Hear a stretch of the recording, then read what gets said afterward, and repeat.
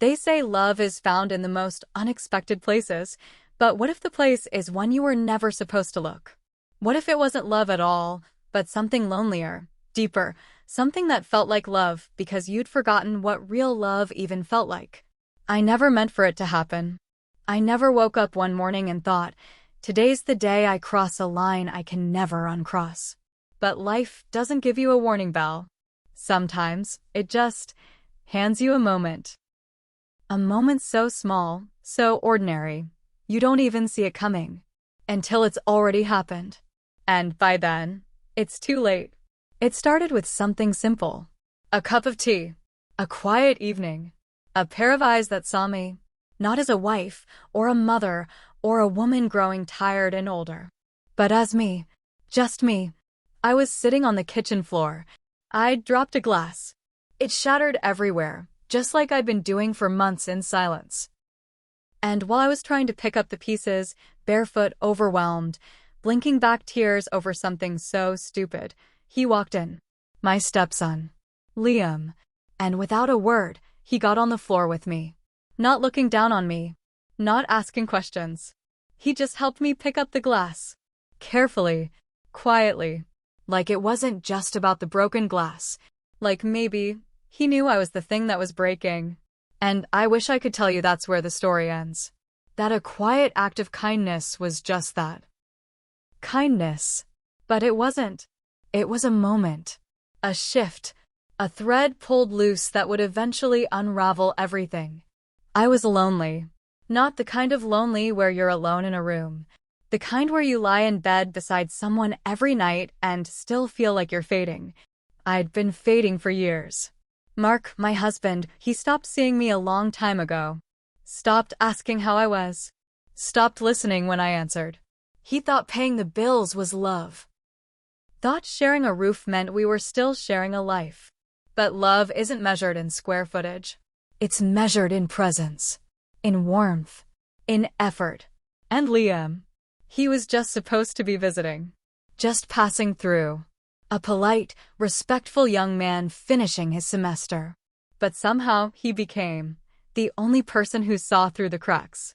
Who noticed the silences. The sighs. The way my hands trembled when I thought no one was looking. I didn't plan to need him. I didn't even realize I did. Until it was too late. And I know what you might be thinking. You're judging me already. But before you do, just listen. Because this isn't a story about lust. It's a story about starvation. About what happens when a person goes too long without being touched, not physically, but emotionally. When you're always the one giving, and no one ever gives back. Sometimes, all it takes is a look. A touch. A sentence said at the right time. Or the wrong one. This is the story of the moment that changed everything. It might make you uncomfortable. It might make you question your own lines. But it's real. And I lived it. And by the end, maybe you'll understand how a simple moment of help turned into something I never saw coming. Subscribe to Heartfelt Tales Unfold, where we share the stories that echo in silence and sometimes shatter it. I've been married to Mark for 12 years. 12 quiet, practical, well-managed years. On paper, it looks solid, stable. A nice house in the suburbs. Groceries in the fridge. Bills paid on time. But love doesn't live on paper. And inside those 12 years, I'd been slowly disappearing. It wasn't always like that. There was a time when he used to pull me in for no reason. Touch the small of my back just because. Kiss me mid-sentence. Ask me how I was and actually wait for the answer. But somewhere between the third promotion and the fourth forgotten anniversary, something shifted. He stopped looking at me like I mattered. And I stopped asking to be seen. The last time he touched me, really touched me, was 8 months ago. A lazy Saturday morning. I reached for him. He didn't reach back. He said he was tired. And I told myself that was enough. That I could live without being wanted. That this was just what marriage became after a while. So I made peace with the silence. Cooked his meals. Folded his shirts. Smiled for the neighbors. Played the role. Even when it hollowed me out. Then Liam came to stay. Mark's son from his first marriage. 22. Polite. Respectful. He called me by my name, not stepmom, just me, and that alone felt strange. He was supposed to be with us for a few weeks, college break. Nothing permanent. He brought his books, his laundry, and this quiet calm I hadn't felt in my home in years. He'd offer to carry the groceries in, wash his plate, ask if I'd eaten. Tiny, thoughtful things that felt like nothing, but meant everything. He wasn't trying to win me over. There was no charm or show. He was just kind. And when you've gone long enough without kindness, it feels like sunlight on skin you forgot you had. I didn't notice it at first. The way I started waiting for the sound of his footsteps upstairs. The way I lingered a little longer in the kitchen if I knew he'd pass through. The way his presence made the air feel lighter. And I hated myself for noticing. Because I wasn't supposed to. But there was something about the way he looked at me. Not with desire. Not at first. Just with attention. Warm, easy, open attention. Like I wasn't invisible. Like I was still someone worth seeing. Liam always looked at me with kindness. The kind that felt dangerous because it made me feel seen.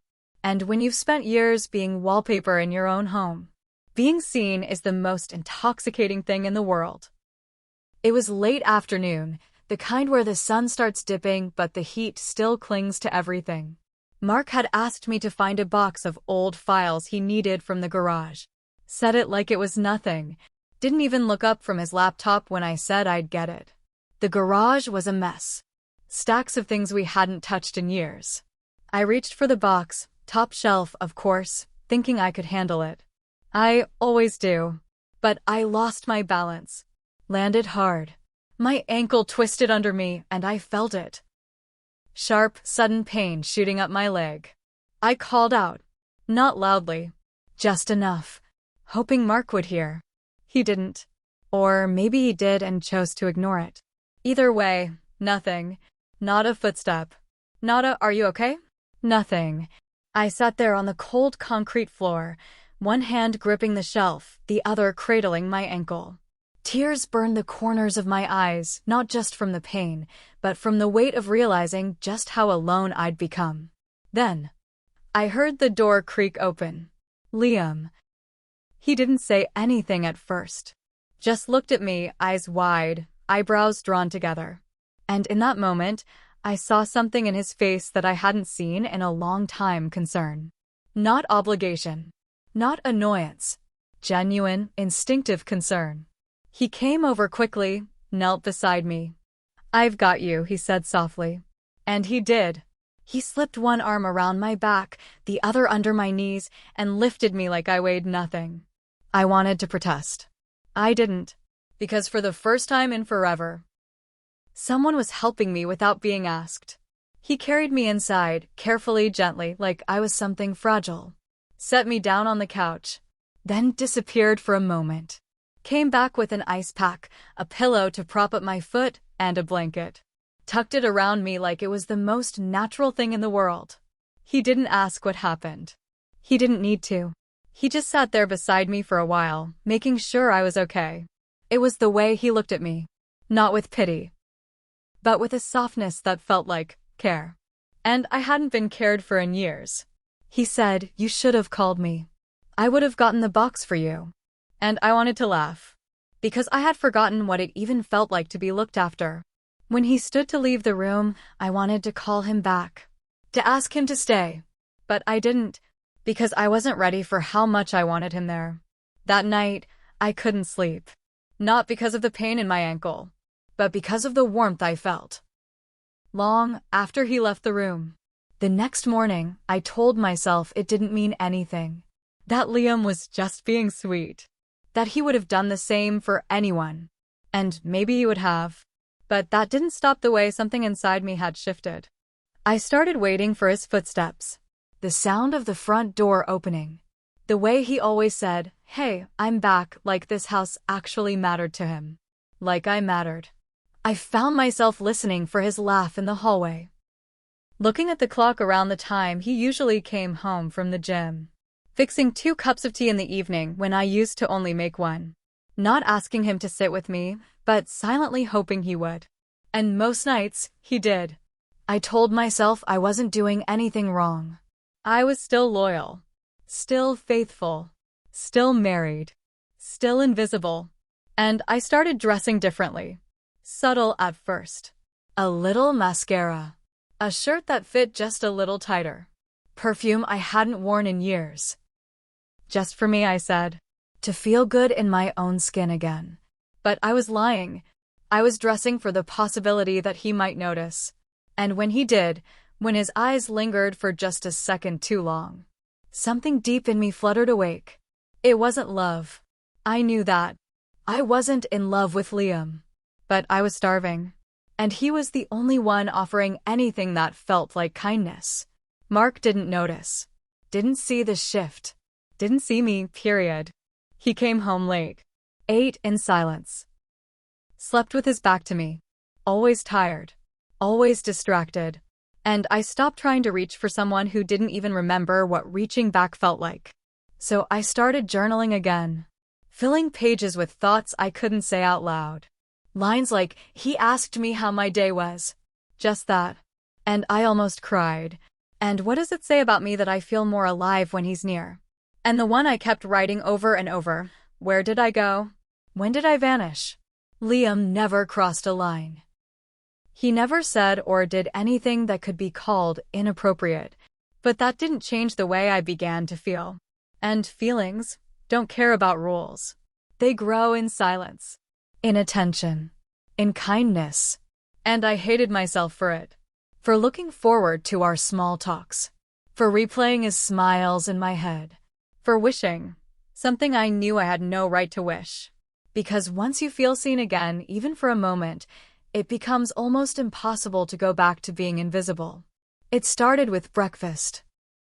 I came downstairs one morning, limping slightly, still nursing that ankle. And there he was standing in the kitchen, shirt a little wrinkled, hair a mess, and a slice of burnt toast in his hand. He looked up, grinned, and said, I tried. I really did. The toast was black on one side, barely warm on the other. I laughed, really laughed, for the first time in what felt like months. And something about the way he looked at me in that moment, like my laugh was the best sound he'd heard all week, made my heart thud in a way it hadn't in years. We sat at the counter with our ruined breakfast, joking about our lack of cooking skills. And then he asked me something no one had asked in a long time. What were you like at my age? I blinked. No one ever asked me about before. Before marriage. Before the kids. Before the quiet crept in. And I started talking. About college. About music I used to love. About writing poems in cheap notebooks and sneaking into concerts. He listened. Really listened. And in his eyes, I saw something I hadn't seen in so long, wonder. That night became the first of many. Late-night conversations in the dim light of the living room. Me curled up with tea, him stretched across the couch, legs too long to fit properly. We talked about everything. Dreams. Fears. Family. He told me how hard it was, growing up feeling like a visitor in his own father's life. And I told him what it's like to live with someone who stopped choosing you. Sometimes we didn't talk at all. Just sat there, comfortable in the silence. Safe. But nothing about it was really safe. Because every night, the space between us got smaller. Not physically. Emotionally. Intimately. It all blurred one night. I woke from a dream, cold sweat, heart pounding. I don't even remember what it was about. Just that it left me shaken, alone in that big bed with Mark snoring beside me, turned away like always. I didn't cry loudly. But I guess Liam heard. He knocked once. Soft. Are you okay? I didn't answer. Not with words. But something in me needed not to be alone. He stepped in, didn't turn on the light. Just walked to the edge of the bed and sat down. He didn't ask questions. Didn't try to fix anything. He just sat. And after a long silence, he reached for my hand. Held it gently. Like it was the most natural thing in the world. Like I wasn't married. Like he wasn't Mark's son. Like none of the lines mattered, just the pain sitting between us. And I should have pulled away. But I didn't. His thumb brushed against mine, and I didn't pull away. It was raining that night, the kind of rain that fills the whole house with sound.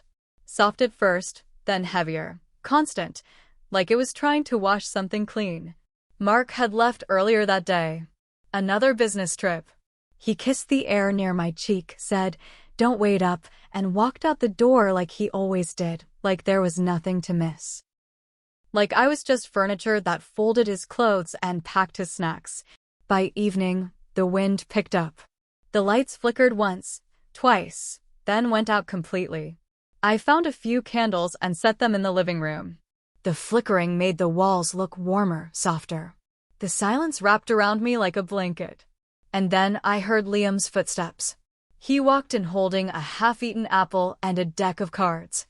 Smiled like it was the most normal thing in the world. "Wanna lose at blackjack?" he teased. We sat on the floor. Just us. The storm outside. The glow of candlelight between us. We played. We laughed. The kind of laughter that slips out when your guard is down. The kind that feels like medicine. And somewhere in between the second game and the third, he looked at me, really looked at me, and said, "You deserve better than this." I froze. The room stopped. Even the rain, for a second, sounded distant. I laughed. Reflex. Not because it was funny, but because no one had ever said that to me. Not even me. And then I cried. Not loud, but enough. He didn't flinch. Didn't look away. He just moved a little closer. I should have stopped it. I should have looked away. But I didn't, because in that moment, I wasn't his stepmother. And he wasn't my husband's son. We were just two broken people trying to feel whole. He reached out slowly. Paused, giving me space to say no. I didn't. Our lips met in the middle.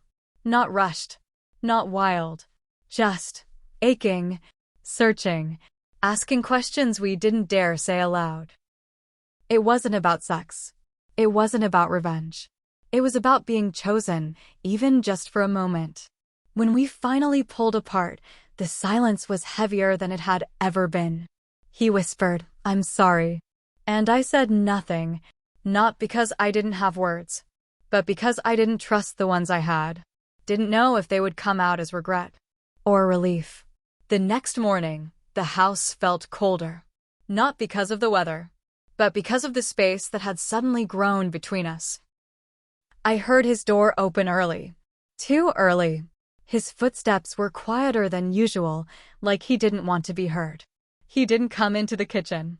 Didn't say good morning. Didn't even look my way when he passed through the hallway.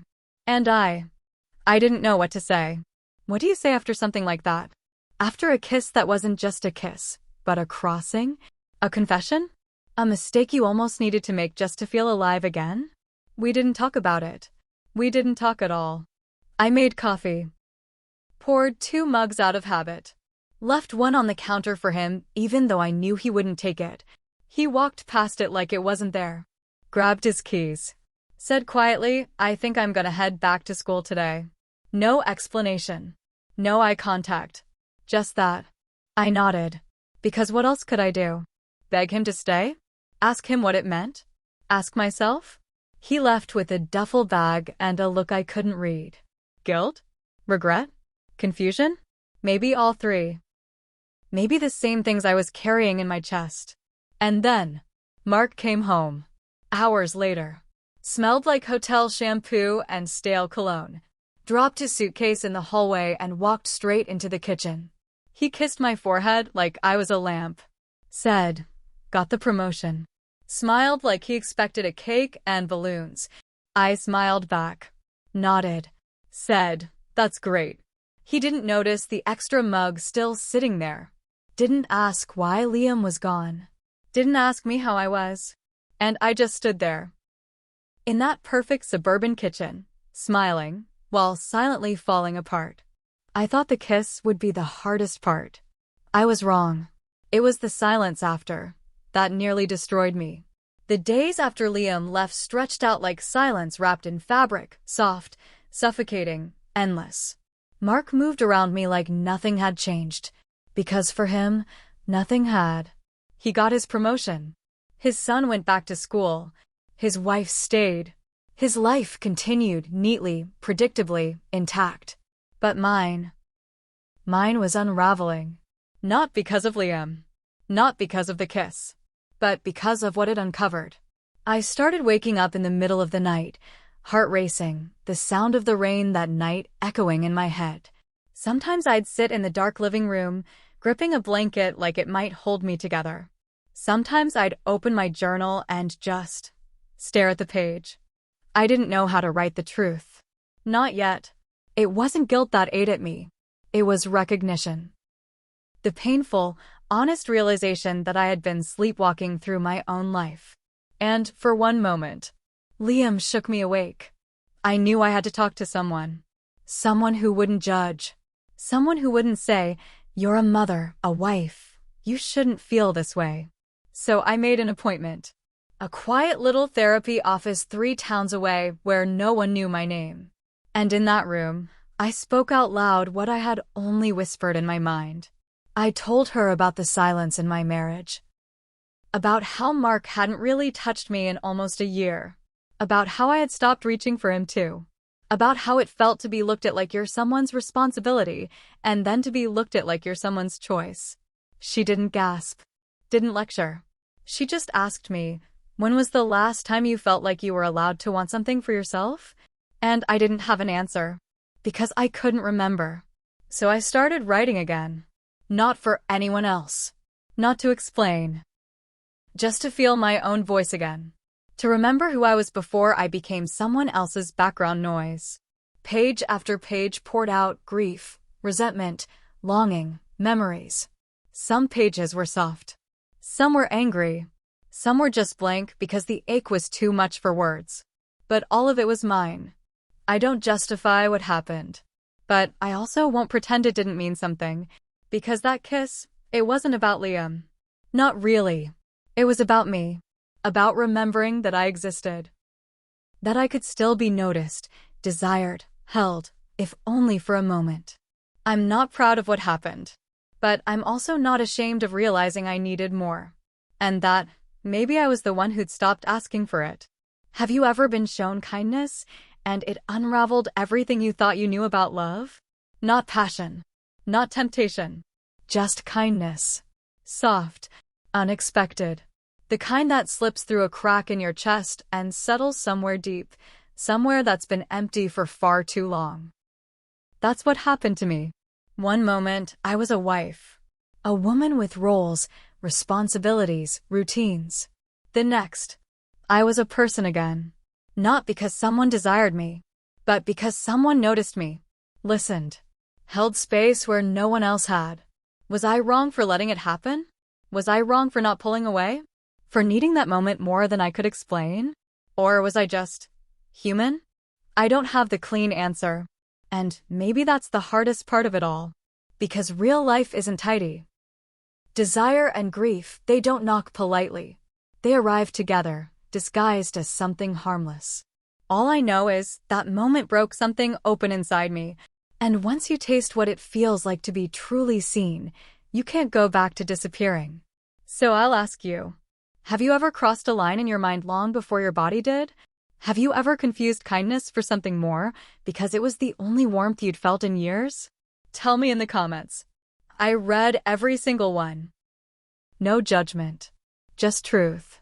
If this story touched a part of you you've tried to keep quiet, subscribe to Heartfelt Tales Unfold, where every silence hides a story, and every story dares to be heard. Tap the bell because the next one might echo your own.